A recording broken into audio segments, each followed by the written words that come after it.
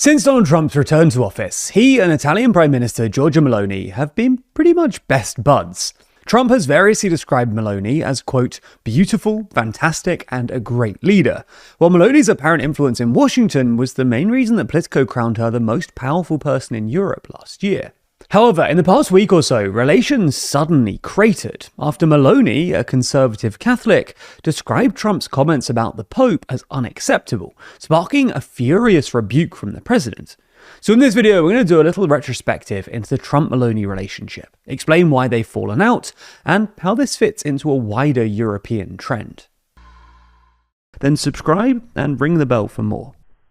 So, let's start with a bit of context on the Meloni-Trump relationship.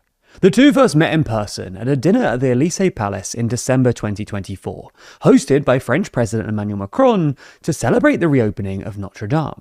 At the event, they were photographed locked in conversation, and afterwards Meloni posted this photo on X of her and Trump grinning together.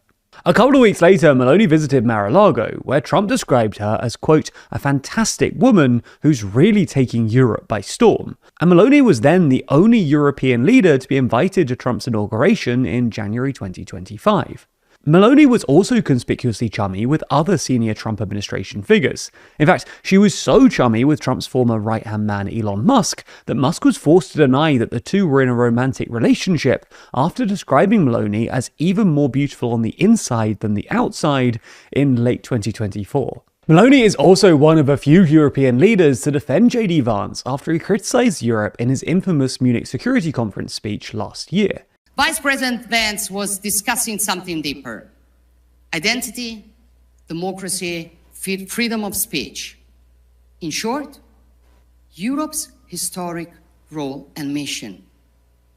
Many pretended to be outraged, calling for European pride against an American daring to lecture us.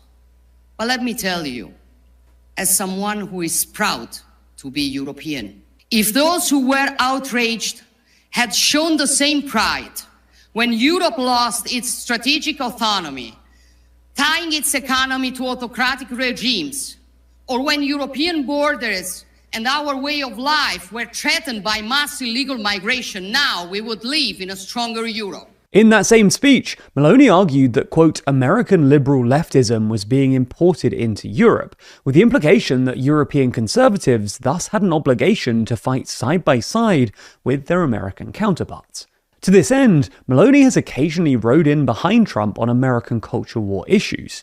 In October, for instance, she took to X to thank Trump for reinstating Columbus Day. And a few days later, Trump returned the favor by describing Meloni as, quote, a beautiful young woman at his so-called Gaza Peace Summit.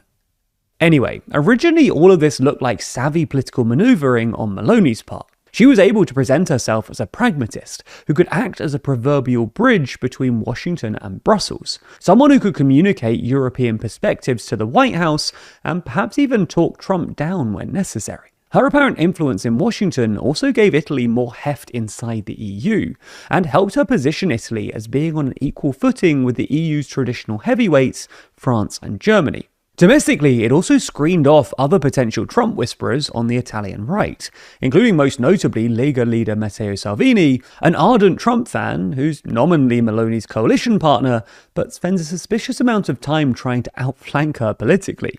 It's also worth noting that Italy has a deeper economic relationship with the US than most other European countries. Before Trump's tariffs, for instance, the US was Italy's second largest export market, after only Germany, which meant that Meloni was under a fair bit of pressure to maintain a functioning economic relationship with the US in order to protect Italian businesses. However, in the past couple of weeks, Meloni has suddenly turned on Trump. We first got a sense that things might be headed in this direction last month, when, in the aftermath of her bruising referendum defeat, Meloni gave a speech in the Italian parliament where she pointedly listed a number of occasions where she had apparently stood up to Trump, including on tariffs, Greenland, and defending Italian soldiers in Afghanistan, who had, quote, been defined as useless, a thinly veiled reference to Trump's comments about troops from other NATO members staying a little back in Afghanistan. However, things got significantly testier earlier this week when Trump attacked the Pope on Truth Social. This provoked a sharp reaction from Meloni, who described Trump's comments as unacceptable. which then provoked an even sharper reaction from Trump, who less than 24 hours later told an Italian news outlet that, quote, she is no longer the same person and Italy will not be the same country. I thought she was brave, but I was wrong. So what's gone wrong here? Well, obviously, the proximate cause seems to be this ongoing spat between Trump's White House and the Vatican, which actually has quite a long history, but has come to a head in recent weeks. This spat has escalated to the point that Meloni had to sort of pick a side, and, well, if forced to choose between Trump and the Pope, Meloni was always going to pick the Pope.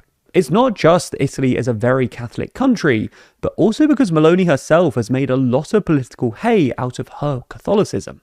One of her most well-known slogans, for instance, is Deo Patria e Familia, which translates to God, Fatherland, and the Family. And a couple of years ago, a clip of her describing herself as a woman, mother, and Christian was remixed into a techno song, which went pretty viral in Italy. Giorgia, sono una donna, sono una madre, sono cristiana.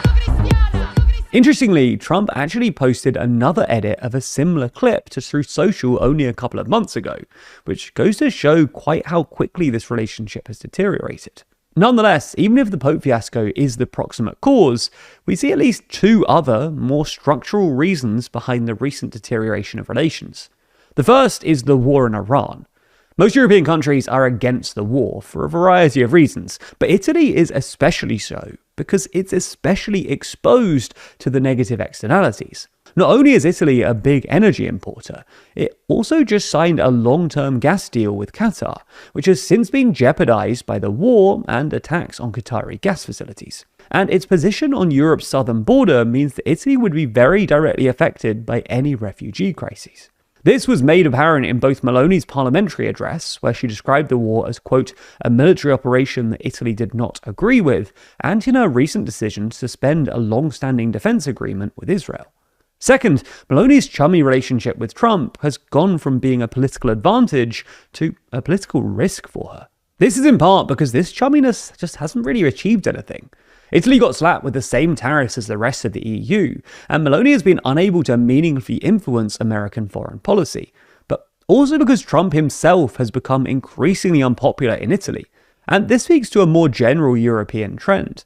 Right-wingers across the continent have started trying to distance themselves from the current White House as it becomes increasingly clear how toxic Trump is in Europe.